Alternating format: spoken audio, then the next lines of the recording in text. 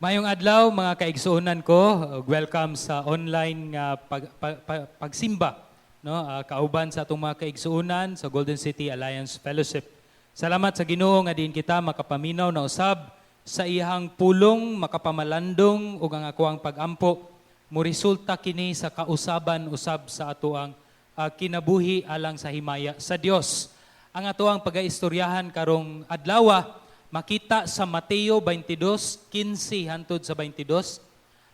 Ako naghangyo nga ablihan ninyo ang inyuhang Biblia asa man mo karon at para musunod kamo samtang kita magahisgot ug magapamalandong sa pulong sa Dios. Ang titulo niining panimbahon or wali sa pulong sa Dios kay si Jesus nga dili mabasol.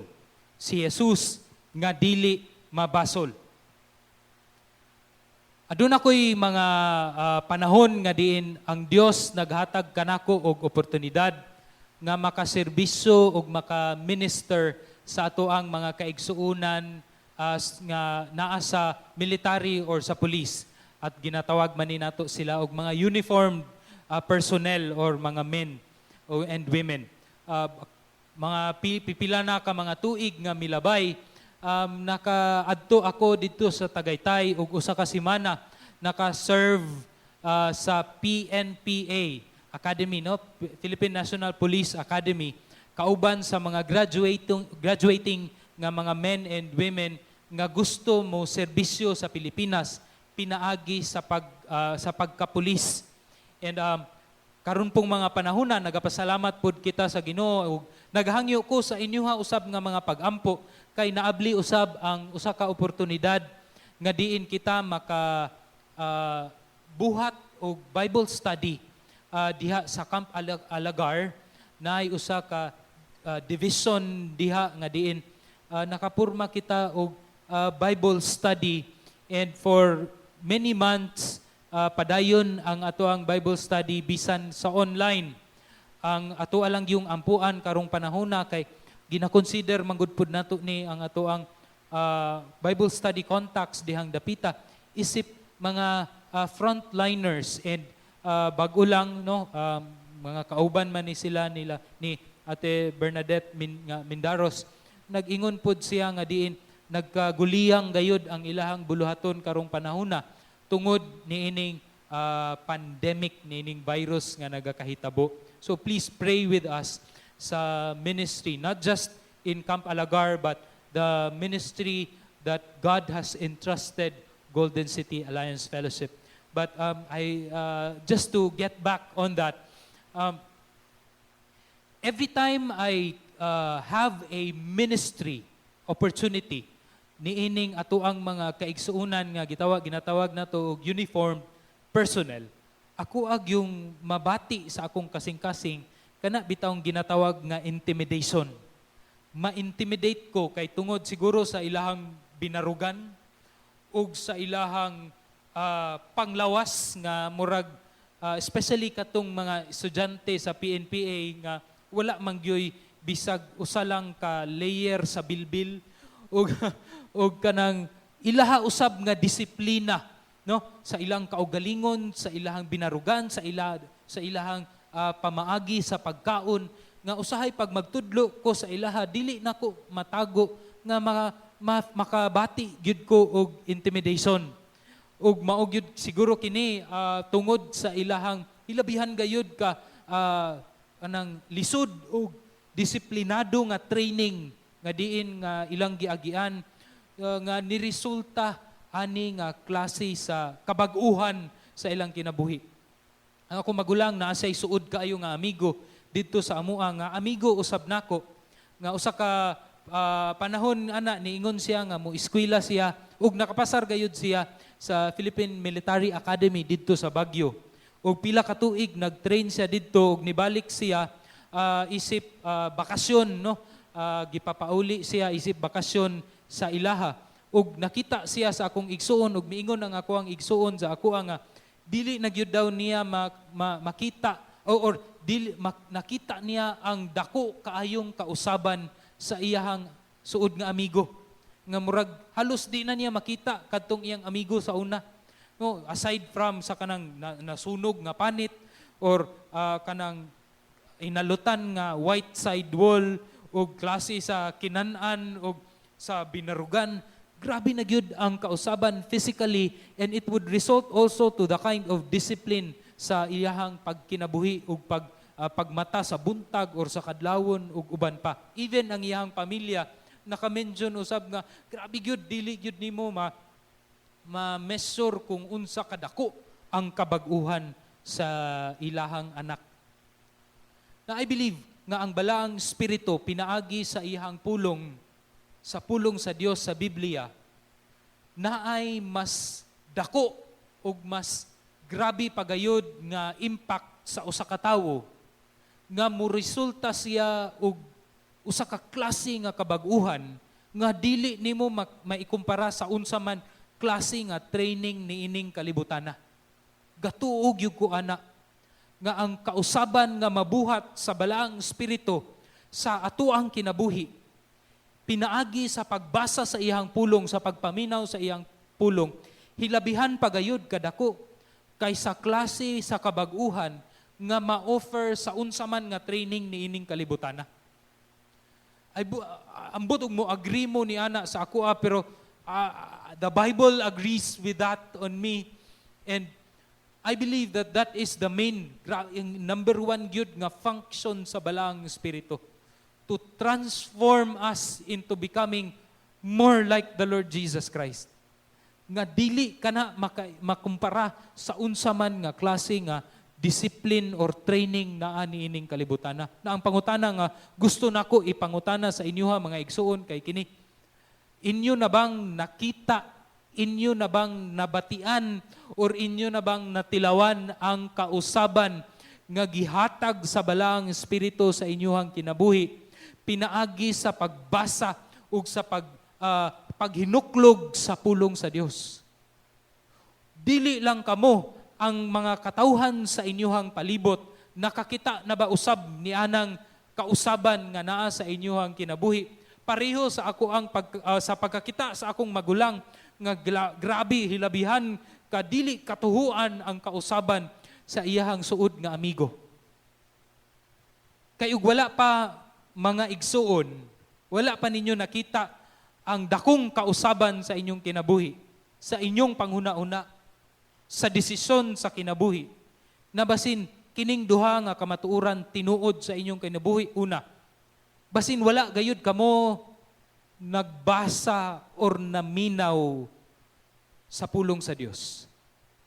Or ikaduha, basin ang klase sa inyong pagbasa o pagpaminaw sa pulong sa Dios, usa lamang ka intellectual or educational pursuit. Aron lang makahibalo ko ako ang utok, ug wala gayud misurup didto sa kinauyukan sa ato ang kasing-kasing ug espiritu nga diin makapausob sa atong tagsa-tagsa ka kinabuhi. Kay ug kana mga igsuon, ang ikaduha maoy tinuod sa inyong kinabuhi. Na ako mong ingnon karon nga galatas kamo sa usa ka peligro kayo nga dalan. Kay mao kini nga dalan nga gilatas usab sa mga Parisiyo, sa mga Sadyuseo, sa mga magtutudlo sa balaod ug mga relihiyosong tao sa panahon ni Ginoong Hesus. Kay nganuman, kita dinhi sa GCAF, murag sobra usa ka tuig naman siguro ta nagtuon, nagbasa, atuag yung usap-usap ug hinuklugan ang pulong sa Dios sa libro ni Mateo. Gikan pa sa kapitulo 5, naabot na ta karon sa Mateo 22. Ug sa matag kapitulo ni ana, nakita nato ug nahibaluan nato kung kinsa si Jesus. Unsa siya ka gamhanan, unsa siya kalabaw sa tanan, labaw sa tanan, unsa siya ka kanang adunay autoridad, no? Divine authority, unsa siya ka kusgan, ka maayo, ka maluluyon og tanan nga ato ang nakita sa libro ni Mateo. Ato ka nang nahibaluan atua ka nang nadunggan, atua ka nang nabasa. Pariho usab sa mga Parisiyo, nga diin sila mismo, gitun-an, gilantaw ang matag, matag lakaw ni Ginoong Hesus, matag lihok sa iyang lapalapa, ug matag lingi sa iyang ulo, ilaha ka nang gibantayan. In fact, aduna na sila'y daghang mga test. Gitistingan na nila si Ginoong Hesus. Ang testing mga igsuon kay usa na siya ka paagi proseso sa chemistry, sa science nga diin sa pagtest nimo sa usa ka butang mahinuklugan nimo ang kamatuoran, lalom nga kamatuoran ni anang usa ka experiment o butang. Sila mismo, they have gone through different tests about Jesus Christ. Let me just ako ang grupo kini sa 5 ka klase nga mga bitik nga mga tests or traps, mga bitik nga ilahan ng gibutang diha sa atubangan ni Ginoong Hesus. Sa Mateo 12 ug 15, ilahang gibitik si Hesus kabahin sa iyahang moralidad. Sa panlantaw ni Hesus, ilabi na ngadto sa kanang Sabbath, day of Sabbath, ug katuusab sa tradisyon nga diin gipangutanan nila nga nganong wala man manghugas og kamot ng imong mga disipulo Ginoong Hesus. Dili lang bitik sa moralidad. Gibitik usab nila si Hesus kabahin sa iyahang identity kung kinsa si Hesus. Ilahang gibitik si Ginoong Hesus niining dapita sa Mateo 16. Nga diin kauban sa mga Sadduceo, Pariseo ug Sadduceo, giingnan nila si Hesus nga kung tinuod gyud ka nga imuhang gisulti nga ikaw pakit ami og kanang senyales. Ikatulo kay ang bitik sa balaod. Mateo 19. Gibitik na usab kinig yung Parisis. Para mga Parisiyo suki gyud ni Ginoong Hesus. Number 1 enemy gyud ni Ginoong Hesus. Nga diin gibitik nila si Hesus kabahin sa balaod, sa marriage and divorce. Salamat ko sa Ginoo usab nga halos tanan, if not all, ani nga mga traps and tests, ako man siguro ang naa dinhi sa atubangan og nagwali ni ining mga butanga. And this will be very significant sa atoang pagatun-an karong adlaw. Ikaupat kay ang bitik sa relihiyon.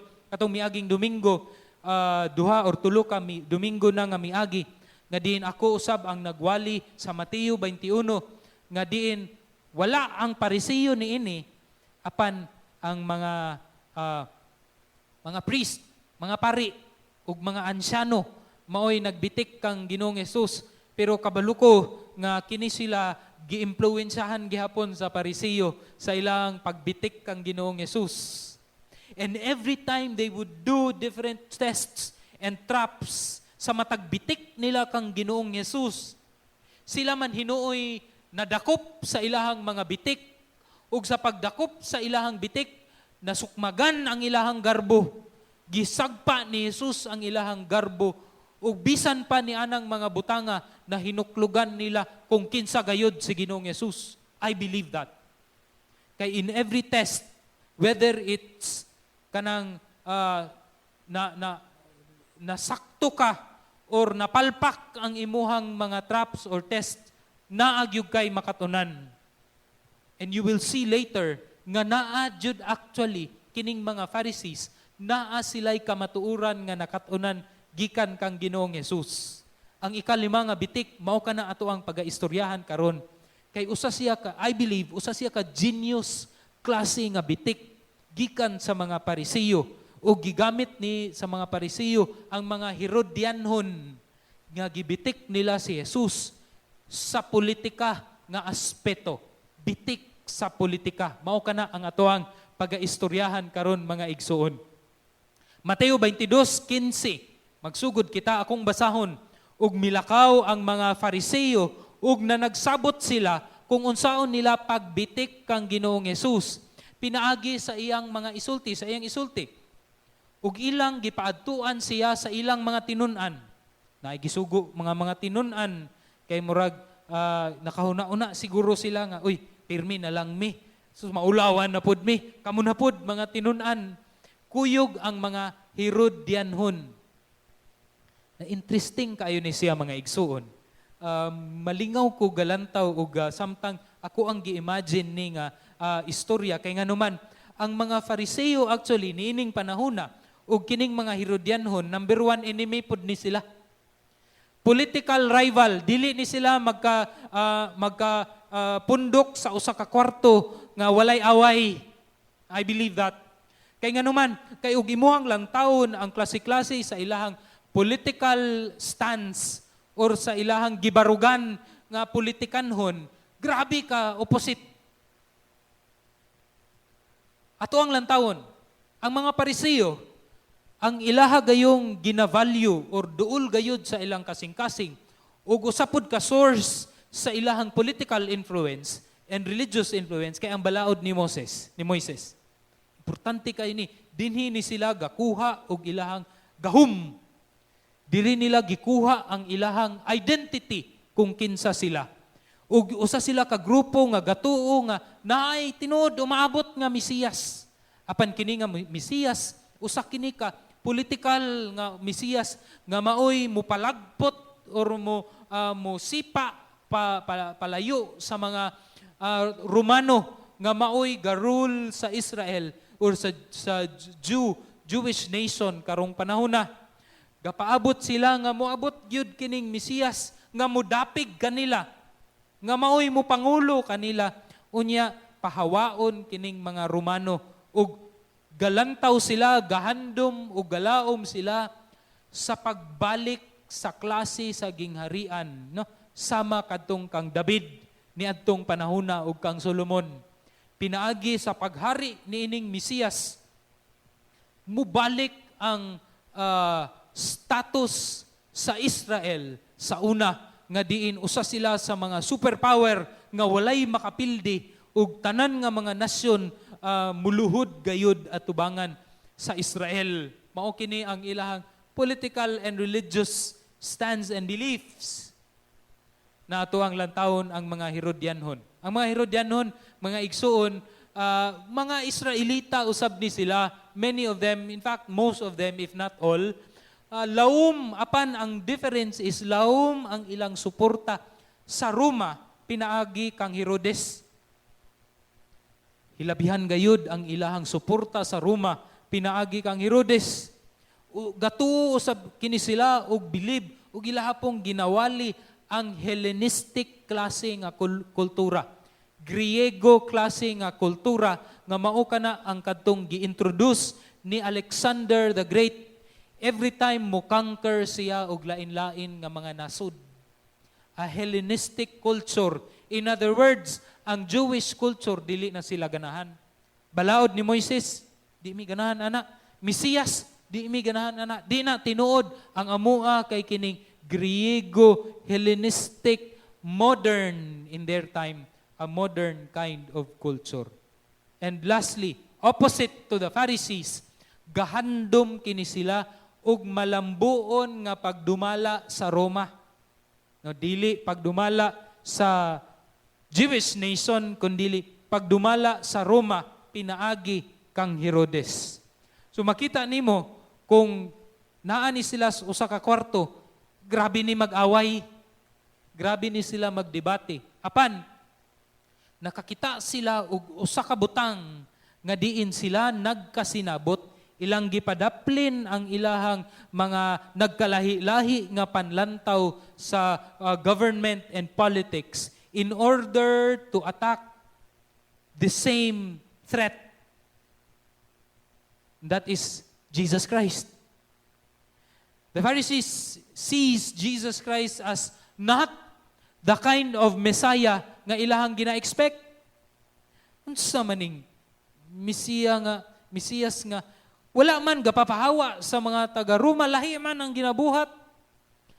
So bisan pa og unsa ka tinuod ka haom sa pulong sa Old Testament ang mga ginasulti ni Ginoong Hesus. But the fact nga wala siya nakigkauban sa mga Pariseo, Dili sila mudawat nga si Jesus Mesiyas. So maunang number one kontrabida si Jesus sa mga Pariseo. The same time, ang mga Herodianhon, nakadungog na pud ni sila nga si Jesus, He's the King of the Jews. And if He is the King of the Jews, mawala ang mga Romans kung siya mahimong hari ug magdumala nining ato ang lugar. Mawad-an pud kita og gahom, mao kana ang nasa una-una sa mga Herodianon. So they see Jesus as a threat. So they came together, nagkasinabot, matud palagi kaning, the enemy of my enemy is my friend. Mao na ni karon ang nahitabo, nagkahigala ug amigo na ang mga Pariseo ug Herodianon. Ilang gitintal si Jesus, mao kini ang pagtintal through beautiful words ug maupod kini, I believe, usa kini ka kamatuoran, tulo ka kamatuoran nga nakaplagan sa mga Pariseo sa miagi na nga mga pagsulay nga gibutang nila si Ginoong Hesus. Niingon sila, magtutudlo, nasayod kami nga ikaw mamatinud-anon, a man of integrity. Ug nga ikaw minatuod, nagatudlo sa dalan sa Dios.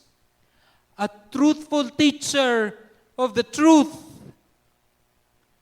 Ikaw na nagatudlo ka sa kamatuoran in accordance sa pulong sa Dios of the truth. Ikatulo, ug wala ka magsapayan sa tao. You are not swayed by people. Sanglit wala ka man magtanaw sa panagway sa mga tao. Such sweet words. And I believe, tininuod to ang pagstorya usab sa Pariseo kay ilaha man ang hinuklugan or nakaplagan na sa miagi nila nga engkwentro kang Ginoong Hesus. Nga, ug kinsa ka man, I don't care kung kinsa ka man, nga ug ikaw makadungog ni ani nga mga pulong gikan sa niining mga tawhana, murag malanay usab ang imong kasing-kasing ug ang imuhang dalunggan. And this, I believe, is a kind of lure or pagtintal kang Ginoong Hesus nga diin gahuna-una kining mga Pariseo nga murag mawala si Jesus sa iyang depensa ug makaatake kami kay mugawas ang iyang vulnerable spot. So gisulti na din nila ang bitik na mismo naa sa bersikulo 17, kapitulo 22, 17, niingon ang kining Pariseo ug mga Herodianhon, busa tug-ani kami unsay imong panghuna-huna niini. Uyon ba sa balaod ang pagbayad og buhis kang Caesar or dili ba? Uyon ba sa balaod ang pagbayad og buhis kang Caesar or dili ba? Now, looking at this, again, para sa akoa, usa kini ka genius klase nga pagtrap kang Ginoong Hesus. I believe ang mga Herodianhon o ang mga Pariseo, pila na ka mga panahon nga diin sila, gadibati niini, kanang ininitay nga nagayud nga pagdebate ba, nga kanang kauban na sa singot o sa laway o sa dugo, nga klase sa pagdebate, niini nga klase sa top topiko. And in fact, ang mga Herodianhon, kabalo na sa tanang anggulo, sa answer nila o sa klase sa tubag sa mga tao, kabalo na sila. Ang mga Pariseo usab, kabalo na usab sa klase-klase nga mga anggulo niini nga pangutana ug mga topic.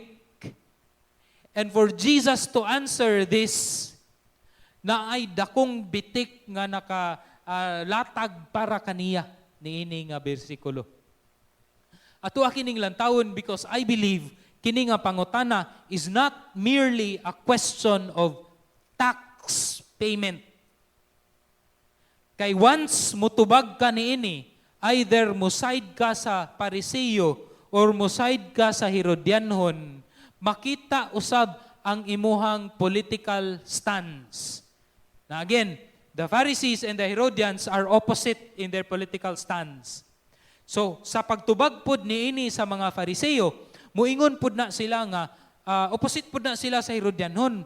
Ang Pariseo, they are more likely to say nga, no, dili ta mo bayad kang Cesar. Kay nga naman, paunsa man nato maabot ang atoang kanang pangandoy nga diin kita maoy naa sa posisyon unya mubalik katong klase sa gingharian ni David. Kung magsigitag bayad, kung ang atoang kwarta tuara padulong sa mga Romano, ug sila kanunay adunay power nga magadumala kanato, problema na. Sumaw nang dili ta mo bayad. And the Herodians, ang mga Herodianhon, on the other hand, would say, of course, maunay naas balaod, kay ang Roma may nagdumala nato, dapat mo bayad gyud ta kanila. Now, it's also not just in the area of kanang unsay naas balaod. This is also a selfish kind of an answer. Kay nga naman, kay ug magsige sila bayad, no? Of course, ang mga Herodianhon padayon nga mag-experience sa madagayaon klase nga kinabuhi. Now, in fact, if you would notice, ang mga Fariseo, suko kay na sila sa mga tax collector. They would see the tax collectors as worse than dogs and pigs. Pero nga naman nga ang mga tax collectors, padayon man nga naay taas nga posisyon sa syudad, unya dako og impluwensya dato. Pareho ni Zacchaeus. Ay ang gapaluyo man ana nila kay kini mampong mga Herodians nga adunay gahom or adunay connection kang Herod, and si Herod connection niya didto gayud kang Cesar nga naa sa Roma. So kung si Jesus mo answer og no or yes, bitik kayo. Kay if he would say no, pareho sa mga Pariseo, then ang Rome would have an opportunity para kasuhan si Jesus og treason, rebellion, nga pwede siya prisuhon o pwede po siya mamatay.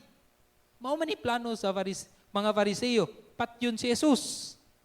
And if he would say, yes, mubayad ta og buhis kang Cesar, then these people nga kanang lantaw kaniya isip Mesiyas.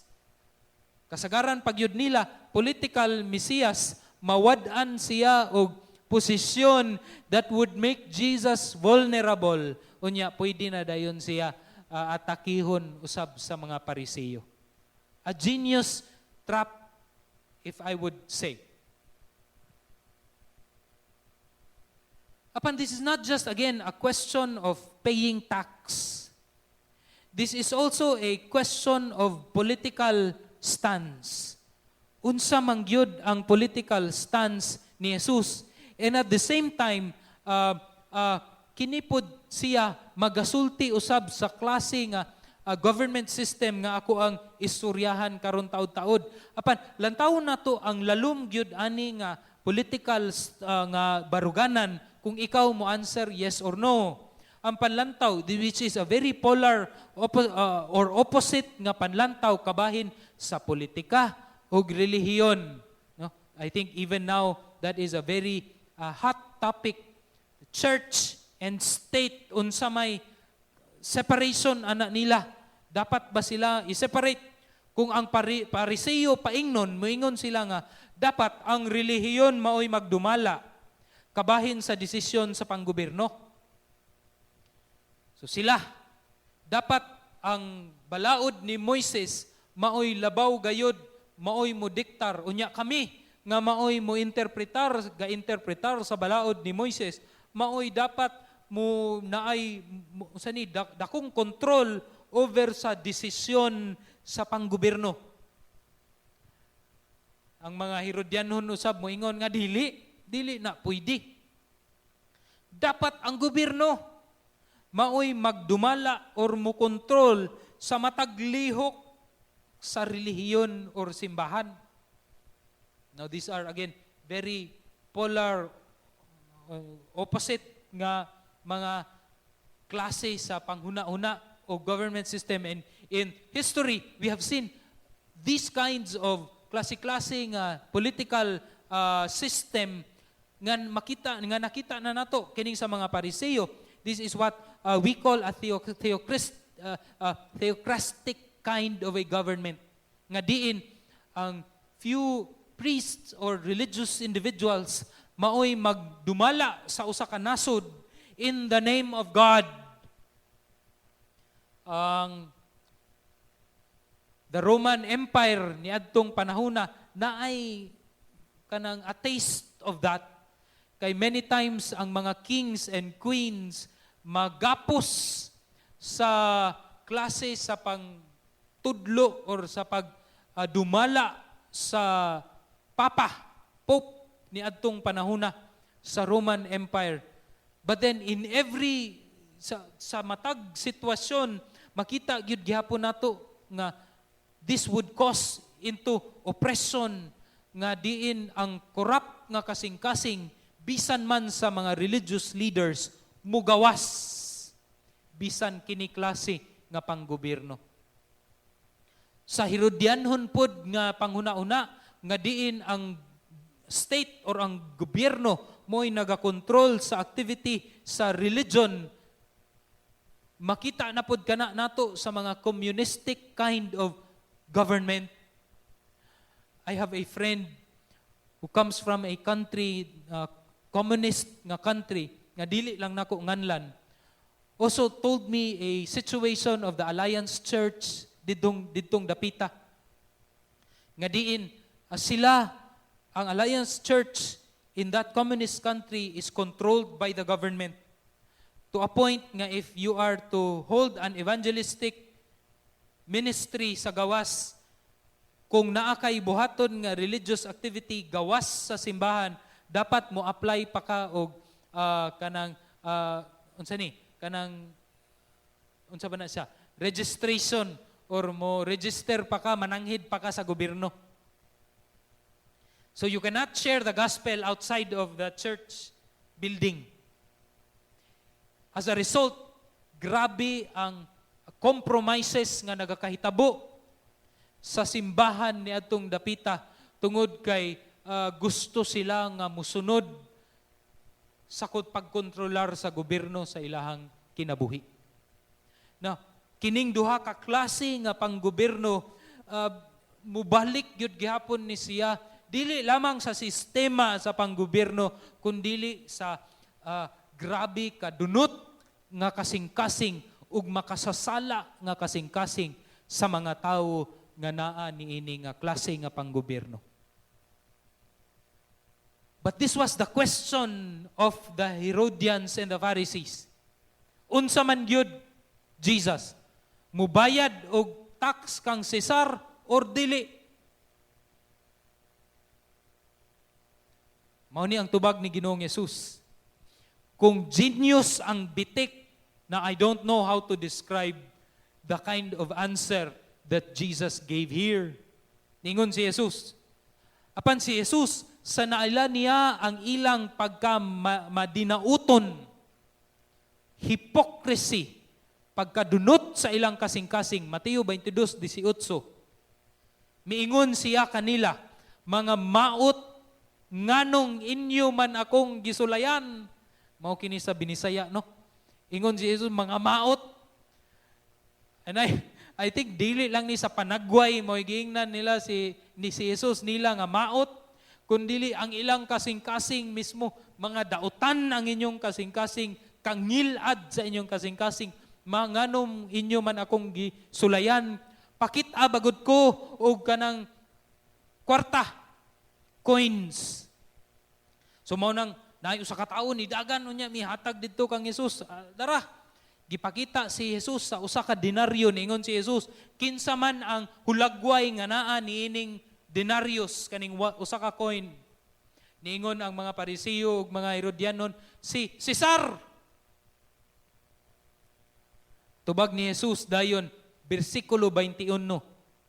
Ug siya miingon kanila, nan bayri ninyo si Cesar sa mga butang nga iya ni Cesar ug ang Dios sa mga butang nga iya sa Dios.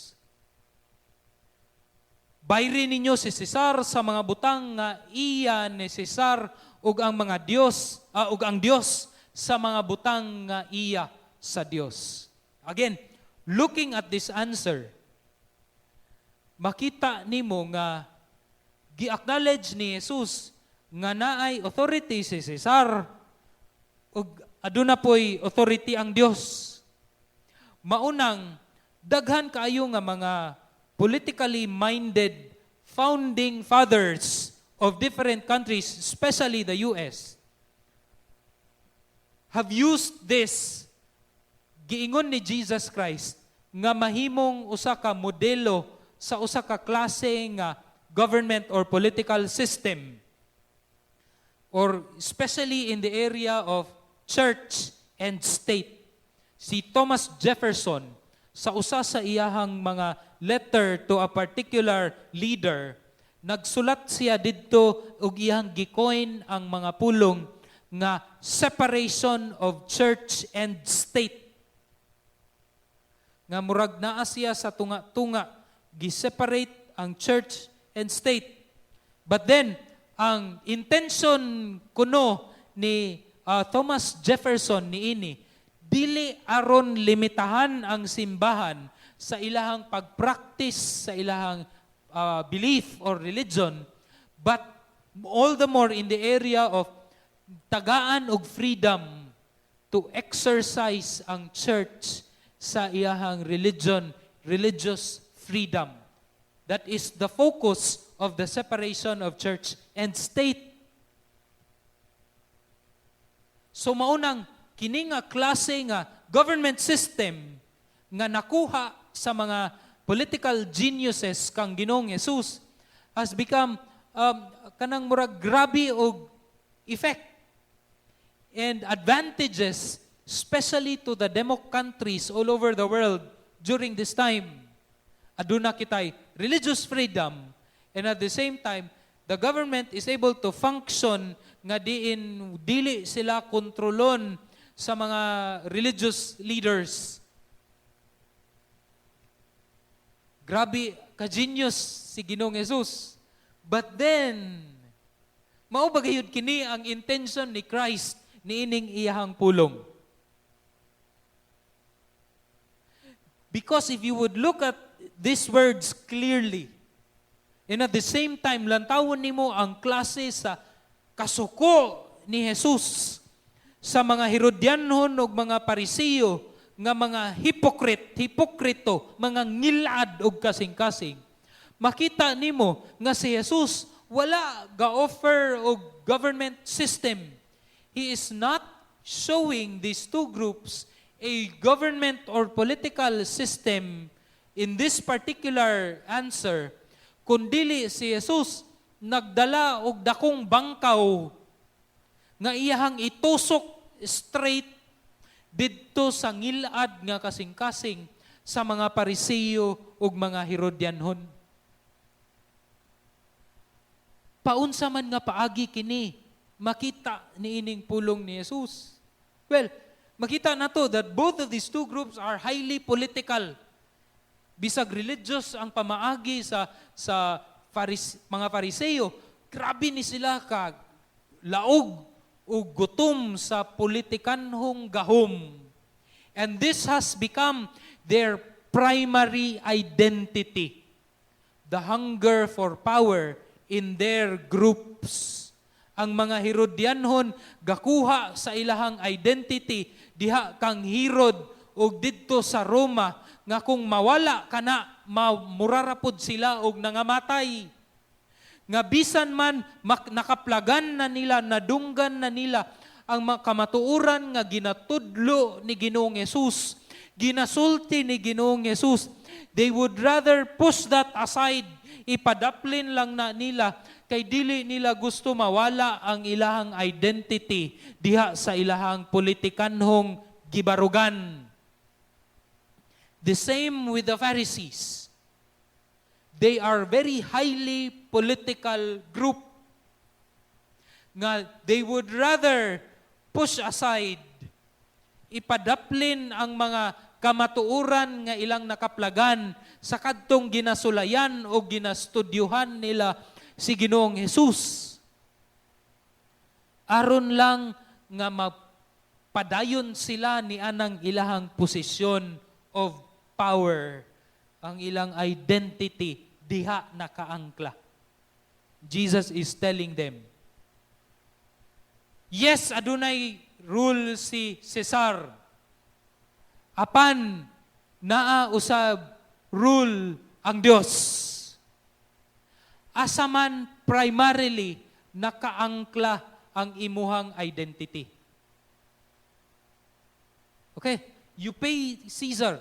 Kung butar, kung naakay opinion sa mga politikanhong panghitabo, then have that opinion.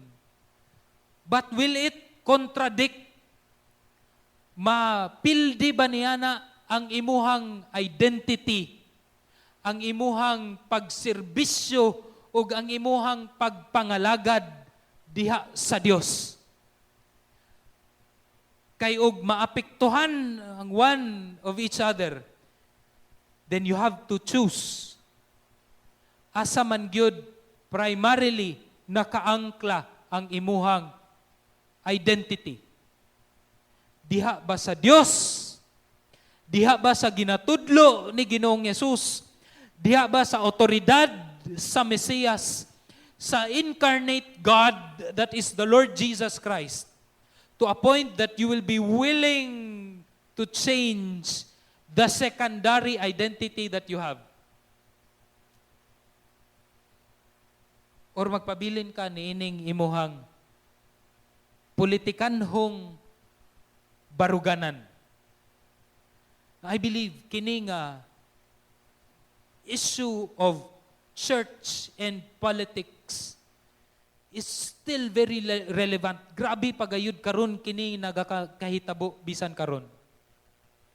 And we have seen brothers and sisters, people who say that they are Christians, but then they are badgering, gasigig away, gasigig ininsultuhay diha sa Facebook because of a political stance or gibarugan nga political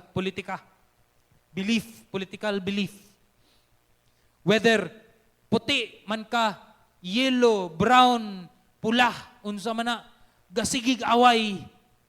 And there are people watching and reading their comments, and people have been stumbled na nga pandol na sa klase sa pag-away of individuals having different political mindset.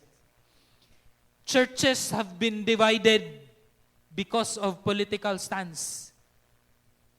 I have experienced that. Kabalo ko ana nga experience because God gave me an opportunity to pastor a church nga naay grabe ang politika nagakahitabo. Imagine ka, mayor or uban nga mga political people is member as well of that church. Kaning political stance, gibarugan nga political, if mao ka na ang mahimong primary identity of a person instead of his identity in Christ, mao ka na ang mga butang nga gahatag og dako kaayong labad sa ulo sa mga leaders of the church. And I know that there are wider groups karon who is struggling hard because their members are having different political stance. Lahi-lahi ug opinion political. But then how do we settle this?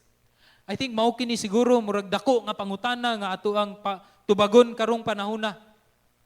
Mga igsoon sa matag issue nga moabot sa atong kinabuhi, whether national issue sa government or global issue, kining pandemic or kining kining nature, global warming, unsa man ang atoang biblikanhong tubag or response niini. Saon man gyud?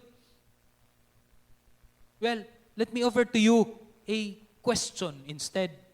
Nga maoy musala kung ug makita kung asa man gyud nakaangkla ang atoang identity. Diha ba sa atoang political ideology or diha gyud sa Dios kang Ginoong Hesus? Pangutan-on nimo ang imong kaugalingon niini. Every time matintal ka o respond sa usa ka Kristohanon nga nagstorya usab og political nga highly political comments. Ang akong tubag ba nagapakita or ang ako ang action sa ako ang tubag o sa ako ang action nagapakita ba kini nga ang ako ang identity kay nakaangkla una kang Ginoong Hesus. The moment you are tempted to address a highly political comment from a person,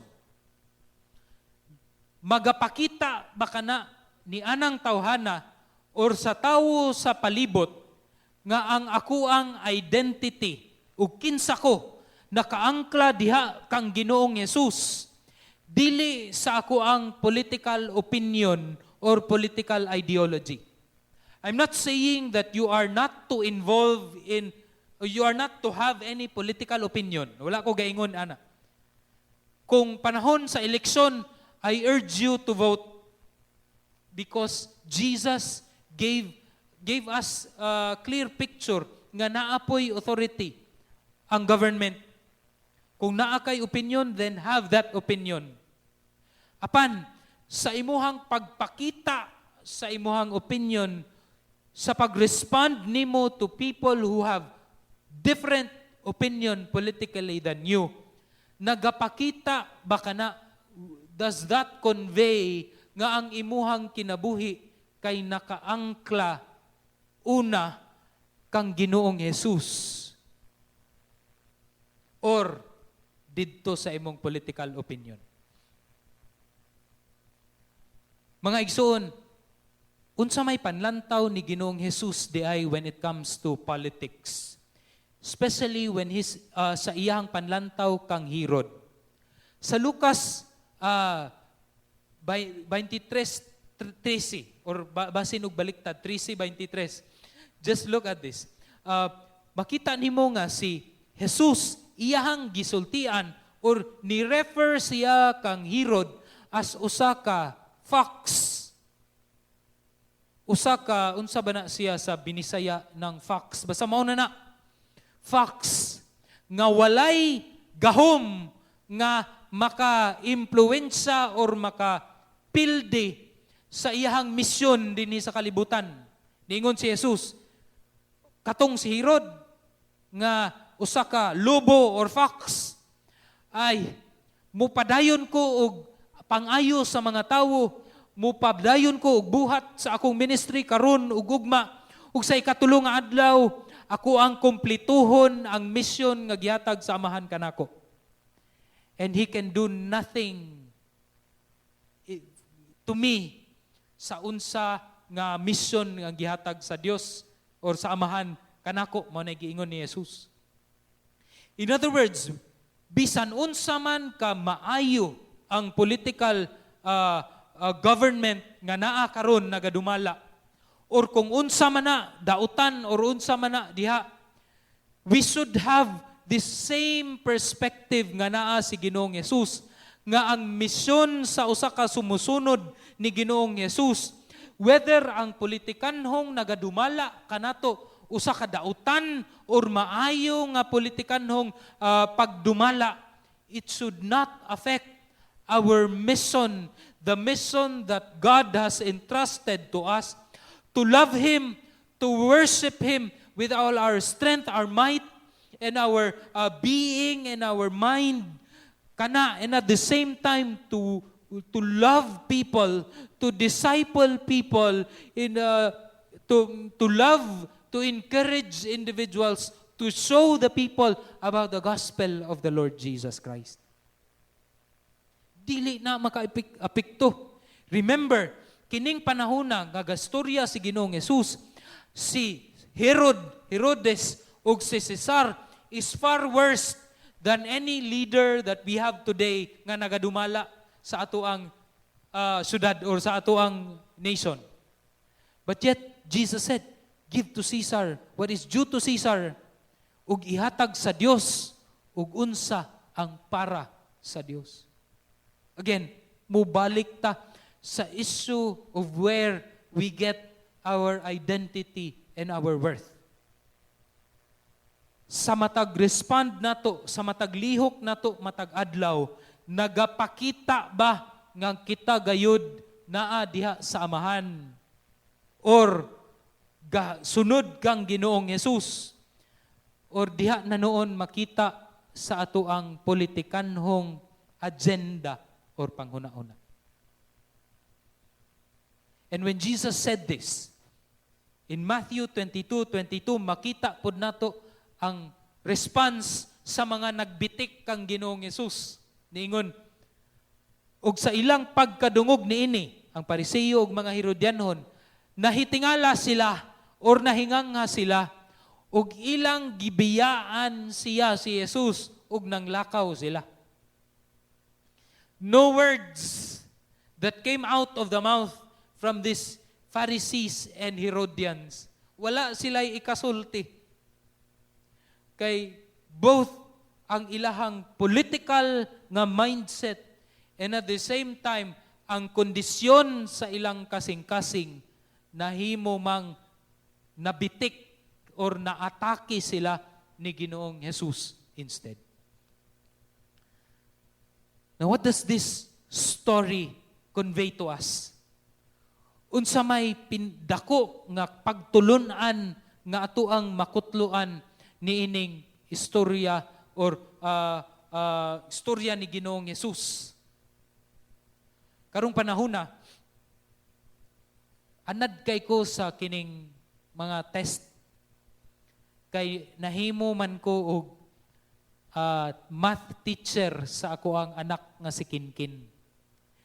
And many times, para ako ang ma-measure or masukod kung unsa nagyud ang iyahang hibaluan sa math, kanunay na kong ginatagaan og test. Pagsulay, exam o quiz ang ako ang anak. And tinuod man sa matag quiz nga moabot balik kanako, didto nako nga ma-measure nga uy, dinhing dapita, kulang pa ang iyahang kahibalo. Dinhing dapita, kabalo na gyud kayo siya. Now the Pharisees have tested Christ time and again.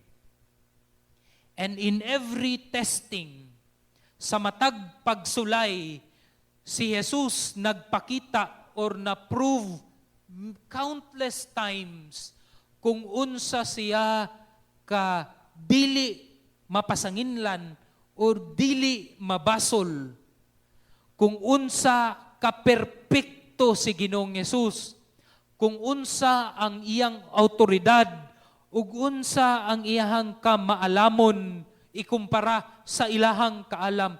Every time they would prove that, kana nga mga testing would prove who Jesus Christ is.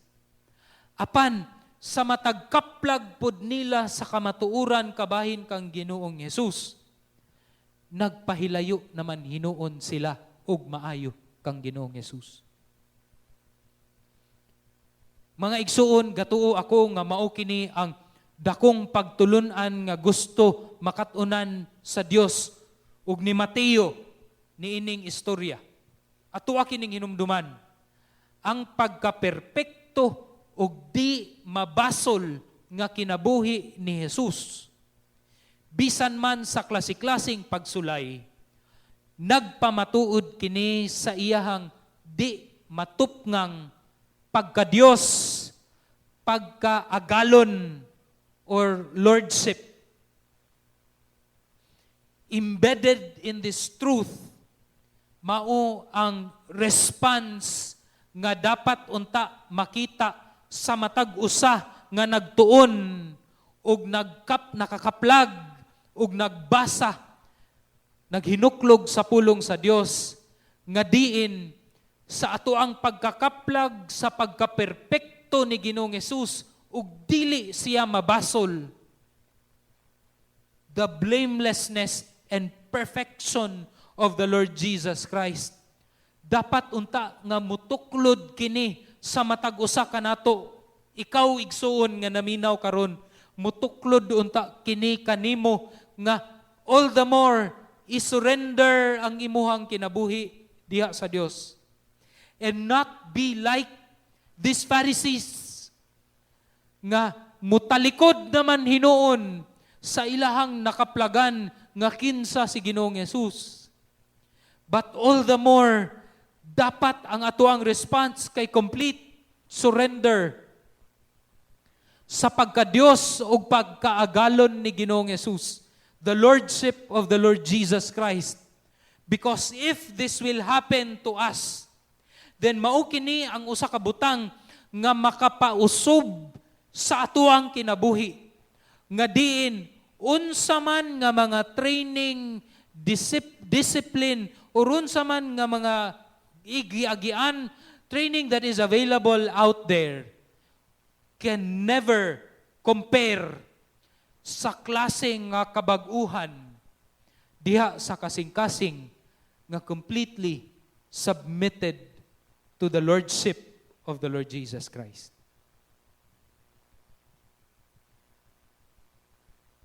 Have that truth, kiniba nga kamatuuran, ang kiniba nga submission, nahitabo na sa imong kinabuhi. Kay og nahitabo kini sa imong kinabuhi, then makita nimo ang klase sa kausaban in your mind, in your heart, and in your actions. Dayag kaayo na, mga igsuon. And people around you will see that as much as we see nga kining mga ga-training sa military, no? Grabe ang kausaban sa ilahang kinabuhi, sa ilang panglawas. But a life completely submitted to the Lordship of Christ is greater than any military training when it comes to transformation. People will see that as well. Mga igsuon, has the Word of God, mao kini ang ako ang ibilin nga pangutana kaninyo.